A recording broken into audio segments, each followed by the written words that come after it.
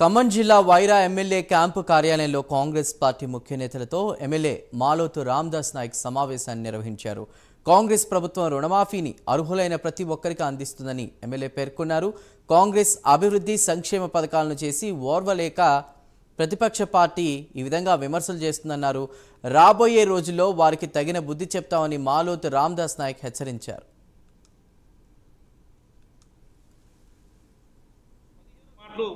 ఈ టీఆర్ఎస్లో మాటలు ఎవరు వినాల్సినంత అవసరం లేదు.